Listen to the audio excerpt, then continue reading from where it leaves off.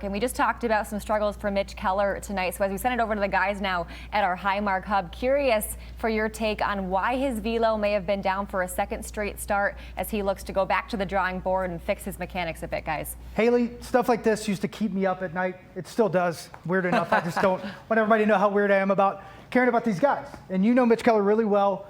What did you see? We talked about it, and we'll have a little battery action of, kind of how you can help guys navigate in situations where their velo's down, not one game, but 2 games. Yeah, well, let's just roll this right now behind us so we can see this video of how Mitch approached today. So when you see a guy like Mitch, kind of the way he's kind of falling off to the side, right? We see him. He literally left the screen. Exactly. Yeah.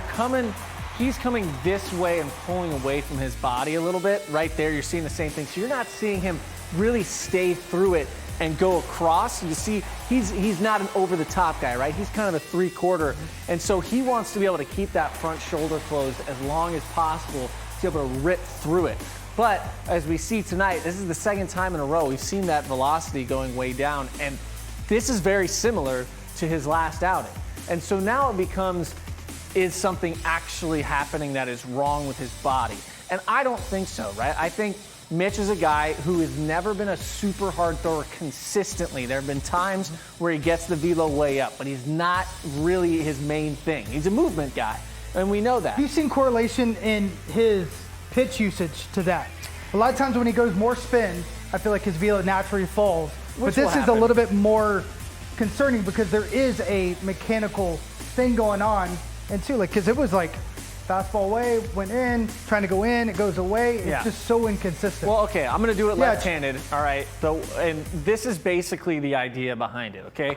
As a lefty, I was very similar in that I was throwing across my body. A little bit lower, but yeah. So we talk about guys going across their body, right? What we mean is literally when you go to throw through, you're not coming over the top and going down, right? I can't even do that. No, it's a across here, and you're pulling through this way.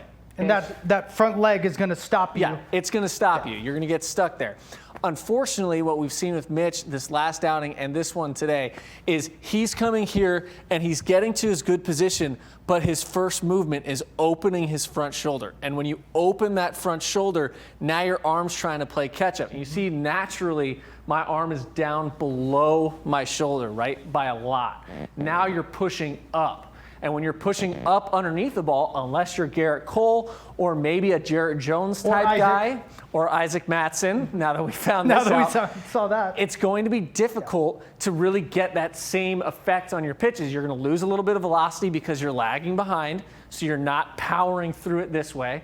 And then you're also going to lose movement on your pitches because you're pushing it up instead of ripping through it sideways. So the problem often is that you're late. People may... So stop right there, because that's the thing I wanted to go to next. So everybody has cues. Yeah. And my job is to know those cues. Some guys actually put it on their pitch comm. So with Mitch Keller or you wanted to be down in the zone, and that's what he could not do today. So I think it's absolutely perfect conversation here is what would you ask for? Would I be beating the dirt? Is there a certain pitch that you see that you would have done? Obviously, Mitch, it probably was the breaking ball. He kept trying to throw it, and it was up here. He's trying to go down there.